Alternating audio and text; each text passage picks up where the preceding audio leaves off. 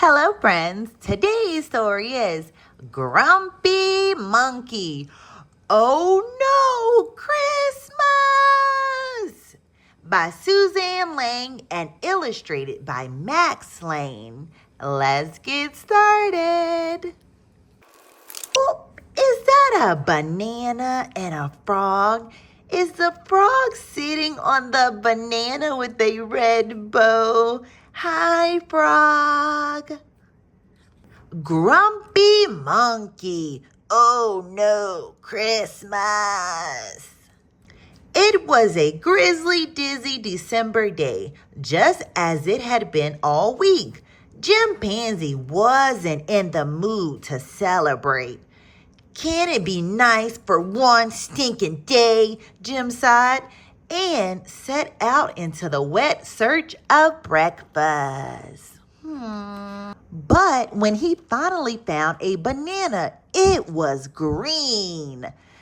Figures, said Jim as he tossed the banana aside.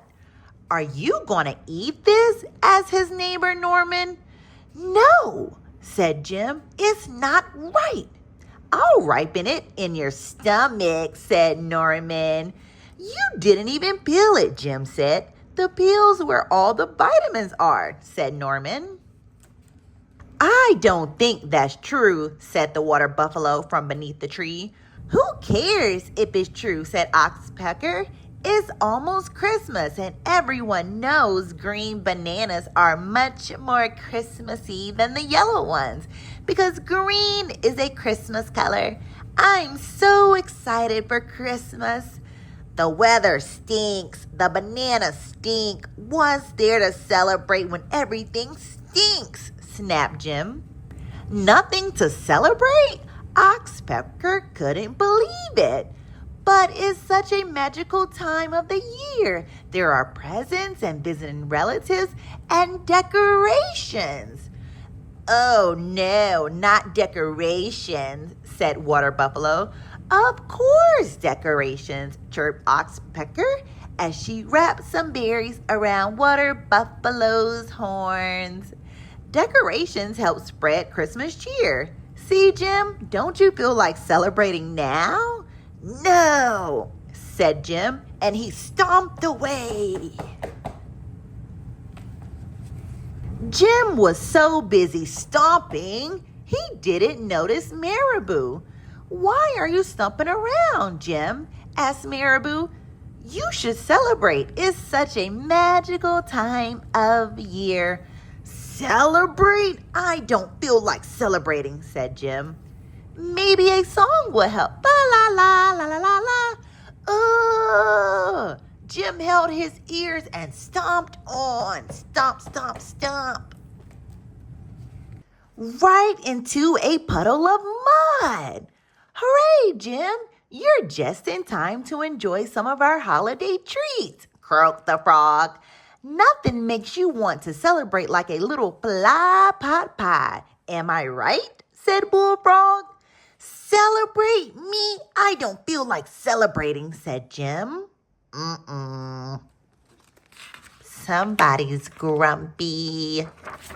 Everyone wanted Jim to enjoy this magical time of year. You should wrap presents and put them under a tree. You should make a card for your mom. Don't forget your dad. You should take a long winter's nap. You should light 7 candles or 9. You should quietly reflect. You should eat sugar plums. You should do something nice for someone else. But Jim didn't feel like doing any of that. Why aren't you celebrating, Jim? Asked the others. It's such a magical time of year.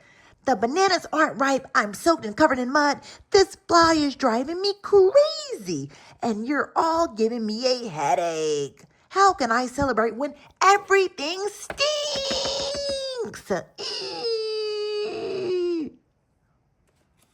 And he stormed off. Jim tried to ignore all the holiday celebrations, but he couldn't ignore the rumbling in his tummy. Maybe Norman's right. Maybe the banana will ripen my stomach. He peeled a green banana and ate it. Oh, Norman wasn't right. Norman wasn't right about what? Asked Norman. About the banana, said Jim. Now my stomach hurts and I still have a headache and I'm muddy and wet and come to think of it, I'm cold too. Not to mention this fly won't leave me alone. How can anyone celebrate when everything stinks? Sounds like you could use some tea, said Norman. Tea? Said Jim. I don't like tea. Have you ever tried it? Asked Norman. No, said Jim. Maybe give it a try, suggested Norman.